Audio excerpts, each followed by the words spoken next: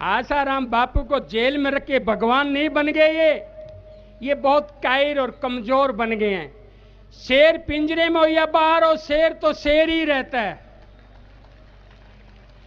ये मत समझो शेर को पिंजरे में बंद करने के बाद उसकी ताकत कम हो जाती है, ये इनकी भूल है बड़ी भारी। इन्होंने शेर को घायल कर दिया है और शेर का जब वार होगा इन पर कोई जवाब नहीं दिया जाएगा।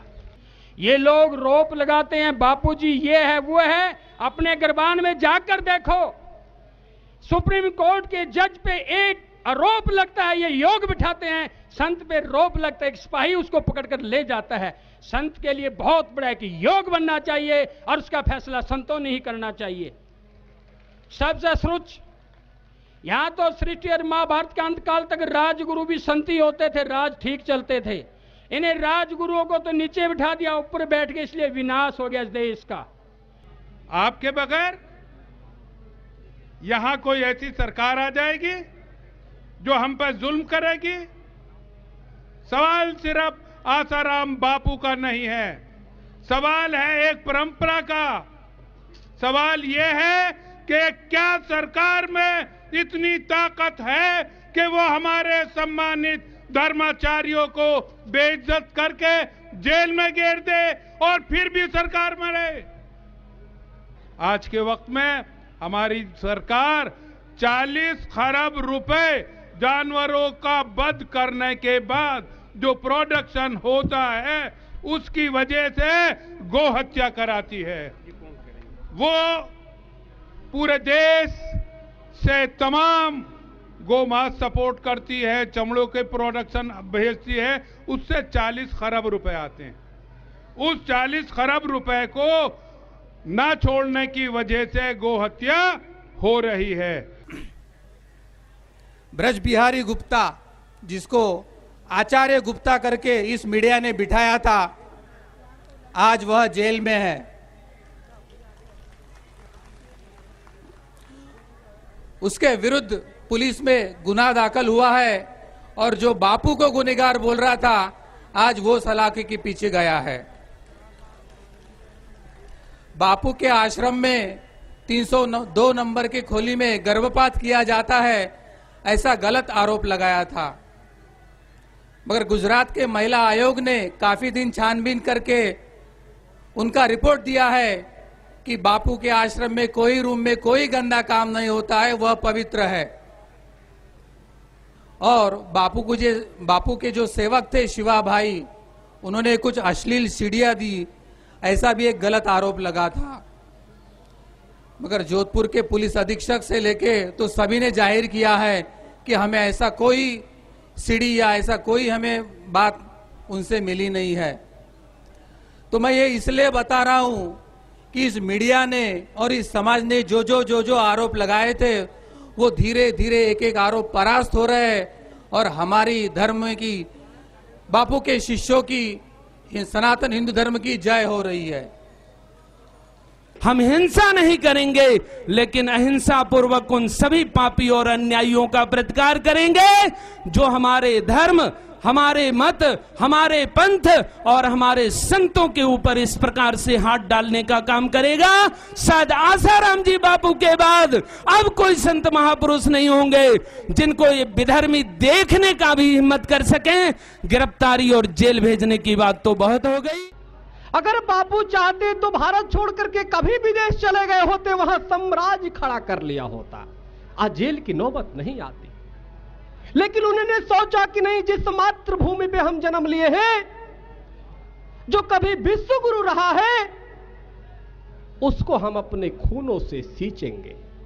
जब धर्म पे आ जाती है तो स्वयं को भी देते हैं, पुत्र को भी देते हैं, पूरे परिवार की बलिदान दे देते हैं। आज ये देखो,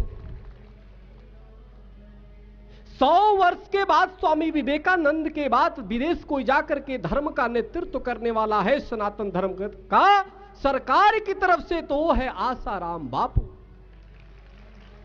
4 राज्यों में केंद्र सरकार के खिलाफ हम लोगों ने अभियान किया और जिसका परिणाम भाजपा सत्ता में आ गई। दोस्तों, मेरे खून उस दिन खौल गए थे।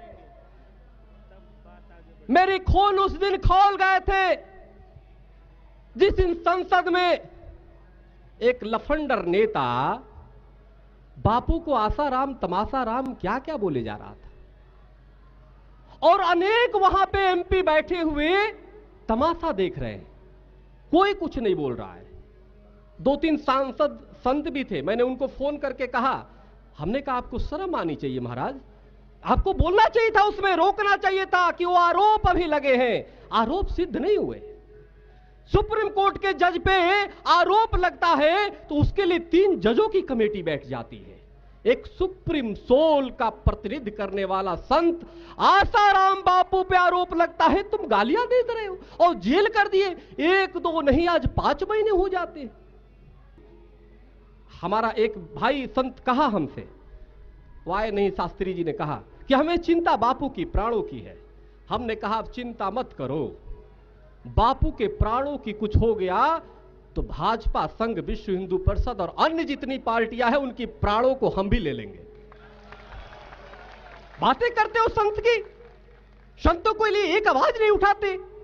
हमने मांग की है, देखो अभी मैं बैठा था, कई धर्मों के धर्म गुरुओं की बात आ रही थी, मैं उस पर दे रहा था, कई धर्म गुरु पकड़े जा रहे हैं, तो हमने मांग की है पहला संत महासभा की तरफ से कि संतों के लिए सर्वधर्म कमेटी की स्थापना की जाए, जो किसी भी धर्म गुरु पे आरोप लगने पे उसकी जांच पहले कमेटी करेगी और निर्णय लेने के बाद उसकी उस पे एफआईआर हो, जैसे सुप्रीम कोर्ट के जजों के साथ होता है। उनके परिवार और आश्रमों को सुरक्षा प्रदान की जाए, साधकों को झूठे मुकदमे में फंसाने व सम्मन भेजने की जांच की जाए, साथ ही श्री संत आसाराम बापू की आयु और स्वास्थ्य को देखते हुए बाहर जो बेल मिल जाए उसके बाद सुविधा व सुरक्षा प्रदान की जाए, ऐसा नहीं कि रोज रोज डेट पे जाने।